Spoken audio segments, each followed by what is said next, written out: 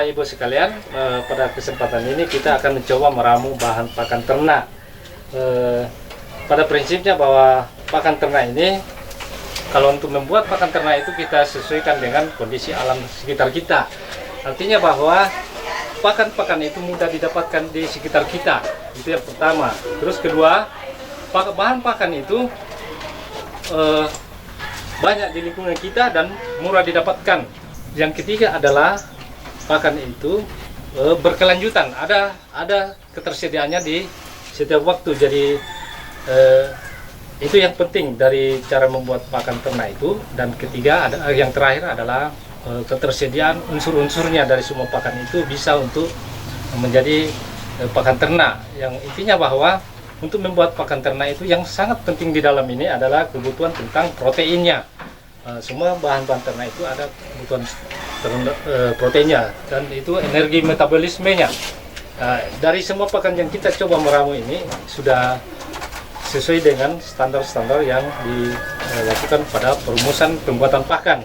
Jadi baiklah, untuk tahap pertama ini kita akan mencoba meramu 25 kg bahan pakan. Bahan pakan yang akan kita ramu ini ada beberapa bagian. Yang pertama itu adalah jagung giling halus. Ini yang betul-betul kita pilih dari jagung giling yang betul-betul belum berulat. Kedua adalah dedak.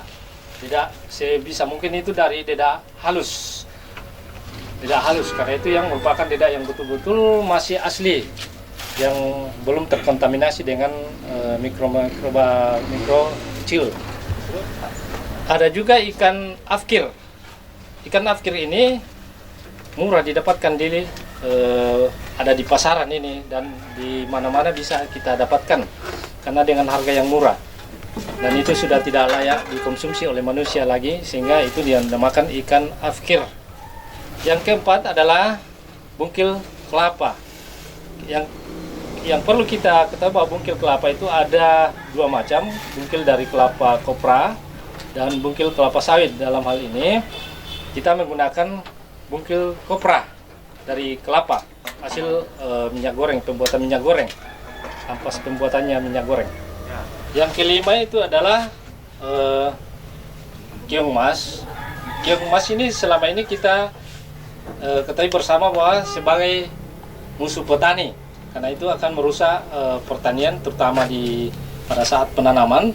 Tapi dalam hal ini kita bisa manfaatkan sebagai pakan ternak. Jadi bisa sekarang ya sebagai kawan petani, bukan lagi sebagai musuh petani, karena kita bisa manfaatkan sebagai pakan ternak. Terus yang terakhir adalah pakan yang berasal dari ampas tahu. Ampas tahu ini mudah kita dapatkan di sekitar kita, karena ini merupakan bungkil daripada sisa pembuatan ampas tahu. Dan kita ketahui bersama bahwa di sekeliling kita di Kabupaten Tanah Toraja ini sudah berdiri beberapa pabrik-pabrik tahu, jadi itu mudah kita dapatkan. Sebelum kita melakukan pencampuran, seperti yang saya katakan dari awal tadi, bahwa kita akan mencoba meramu 25 kg. Supaya mudah dipahami bagaimana cara pencampuran, kita mulai dengan skala kecil, volume kecil. Kita dalam hal ini mencoba 25 kg.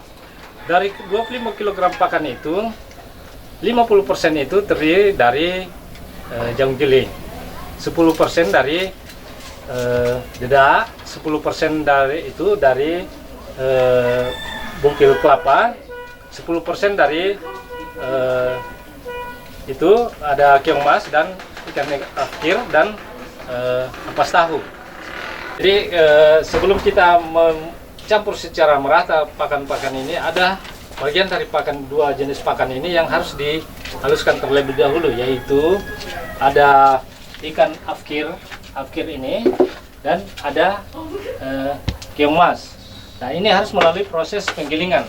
Jadi kebetulan kita sudah ada mesin, jadi kita mencoba untuk menghaluskan dulu bahan pakan ini.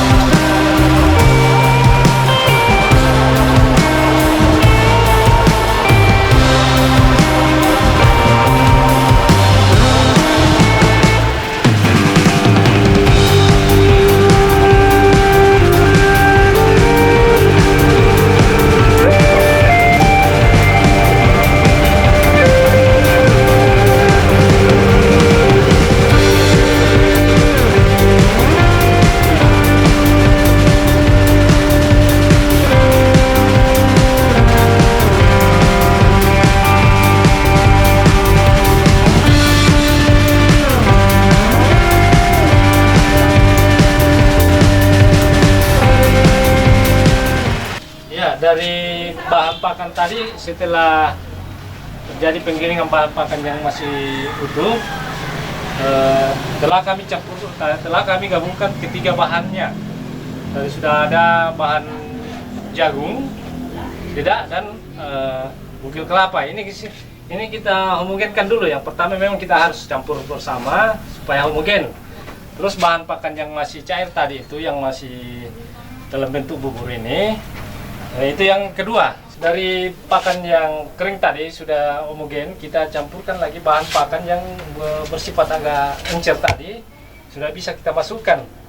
Kita masukkan ini gilingan ikan kering.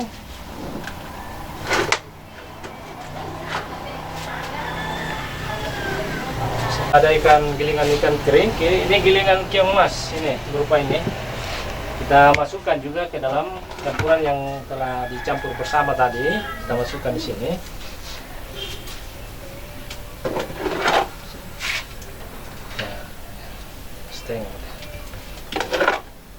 Ya. Terus yang terakhir, pencampuran terakhir itu dari ampas tahu. Jadi ini kita masukkan secara sama-sama. Jadi itulah ya, ini sudah ada 6 bagian bahan pakan di dalam. Sisa kita melakukan pengadukan kedua untuk dihomogenkan. Jadi ini kita harus aduk terus sampai dia homogen, pencampuran secara homogen. Aduk-aduk terus.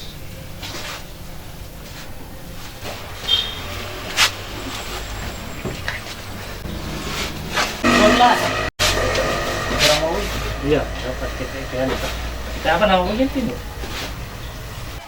Ya, setelah mengalami proses pencampuran dan ini sudah homogen, kita tadi sudah ada pencampuran air sedikit. Maksudnya supaya dia bisa saling merekat nanti bila terjadi pencetakan. Jadi ini sudah seperti inilah, tidak terlalu agak lembab, tidak terlalu encer juga, tapi agak lembab, sehingga memudahkan dalam proses pencetakan pakan. Dan ini sudah siap untuk diproses dalam hal pencetakan. Ya, kita sudah siap untuk melakukan proses pencetakan.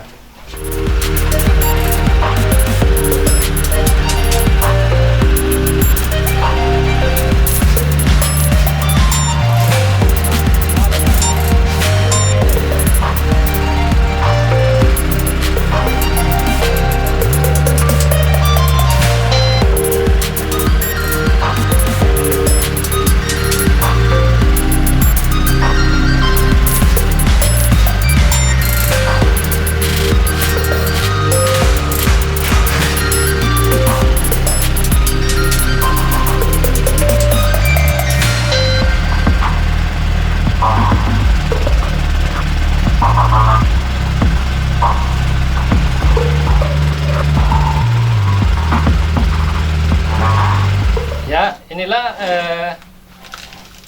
sebagian dari pakan yang telah dicetak dan masih basah. Jadi untuk tahap selanjutnya kita melakukan tahap pengeringan. Kita sudah berada pada tempat pengeringan.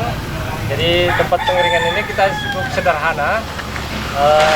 Jadi untuk hasil ini kita langsung pada mengamburkan seperti ini di tempat pengeringan.